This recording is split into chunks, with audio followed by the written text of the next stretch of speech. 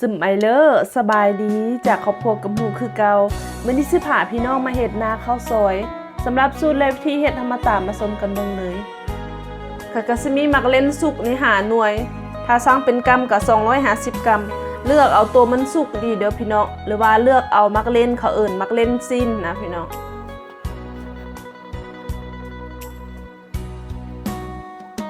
เขาจะบ่เอาแกนเขาจะเอาแต่อันเปลือกมันนี่ซอยเห็ดตอนน้อยๆแบบนี้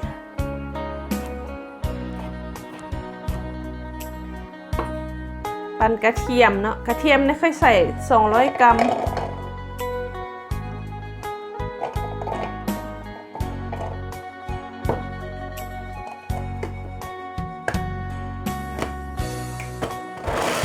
ปั้นให้มันแรกหรือว่าละเอียดจำนี้พอแล้วพี่น้องบัดนี้หากสิมาปั้นอันหอมบัวแดงนี่ค่อยใส่อัน200กรัมคือกันปั้นจนมันละเอียดสำนี้พี่น้องเดี๋ยวบัดนี้หากสิมาผัดอันน้ำนาข้าวซอยเลยตั้งหม้อแล้วก็ใส่น้ำมันลงไปพี่น้องใส่ประมาณ 3-4 บ่วงตักกินนี่แหละเพราะว่าเฮาสิเจียวกระเทียมเจียวหอมบัวก่อนเนาะในเมื่อน้ำมันเฮาร้อนได้ที่แล้วบัดนี้หากเอากระเทียมลงไปเจียวพี่น้อง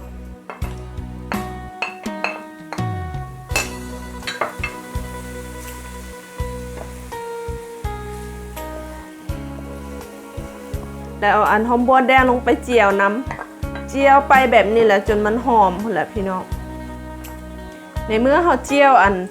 เริ่มเปลี่ยนสีเหลืองแบบนี้แล้วเดี๋ยวนี้ก็ใส่ถั่วเน่าลงไปถั่วเน่าในค่อยใส่อัน250กรัมเด้อพี่น้องสูตรถั่วเน่าในค่อยเฮ็ดให้แล้วเด้อพี่น้องเอาไปเบิ่งในส่งครอบครัวกับหูเด้อสำคัญเด้อพี่น้องเฮ็ดนาข้าวซอยนี่จะต้องมีอันถั่วเน่าเด้อถ้าบ่มีถั่วเน่ามันจะบ่แซ่บนะ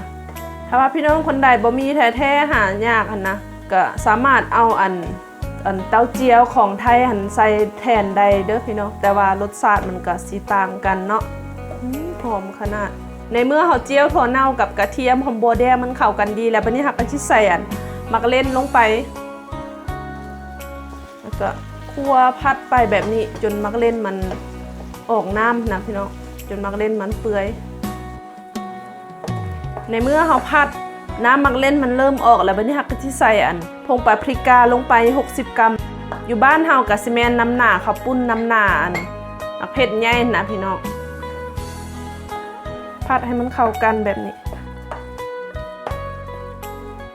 เดี๋ยวบัดนี้เฮาก็สิเอาซีนหมูลงไปผัดน้ำพี่น้องซีนหมูนี่ค่อยใส่ครึ่งโลเด้อเอาตัวมันติดมันแดมันจึงแซ่บพี่น้องในเมื่อเราผัดน้ำรู้สึกว่ามันขาดน้ำเราก็เติมน้ำลงไปพี่น้องถ้วยน้อยสักนี้เติมไปแล้วก็ผัดไปแล้วก็รู้สึกว่ามันขาดน้ำเราก็เติมไปพี่น้องแล้วก็ใส่น้ำลงไปอีกพอดีถ้วยหนึ่งพี่น้อง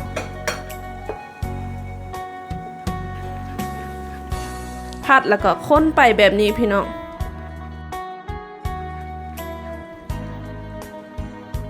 หอมขนาดพี่น้อง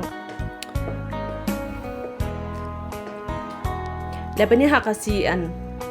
ต้มแบบนี้ป่าไว้พี่น้องโดยไฟอ่อนประมาณ30 ปลายนาทีแหละให้มักเล่นมันเปื่อยนะให้เครื่องผสมมันเข้าเนื้อเข้าหนังกันดีมันจึงแซ่บแต่ว่าเขาพยายามคนพี่น้องยันมันสิไหม้หม้อได้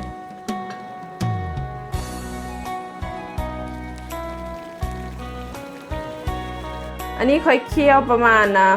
30 นาทีแหละพี่น้องเครื่องปรุงมันก็สิเข้ากันดีแล้วพี่น้องแล้วบัดนี้เราสิมาปรุงอีกรอบนึงจะแซ่บขนาดพี่น้องหอมก่อนเราสิปรุงเราก็ซิมก่อนเด้อพี่น้องเพราะว่าถั่วเน่ามันเค็มแล้วพี่น้องบางสูตรก็อาจจะเค็มหลายแต่ว่าบางสูตรก็อาจจะบ่เค็มเราต้องซิมก่อนเราสิปรุงใส่เกลือใส่แป้งนัวนะนี่ค่ะก็สิปรุงใส่แป้งนัวลงไป1 บวงกาแฟแล้วก็ใส่น้ำตาลลงไป1 บวงตักกินถ้ามักแบบออกหวานๆน้อยนึงก็เพิ่มได้เนาะแล้วก็ใส่เกลือลงไป1 บวงกาแฟเพราะว่าถั่วเน่าค่อยมันจะบ่เค็มหลายพี่น้องก็ค่อยซิมแล้วมันจางเขาก็เลยใส่เกลือเติม แล้วบัดนี้ก็เคี่ยวคนแบบนี้ไปตืมอีกประมาณ10นาทีเนาะอาจจะเคี่ยวด้วยไฟอ่อนเด้อพี่น้องไฟอ่อนค่อนข้างกลางแหละ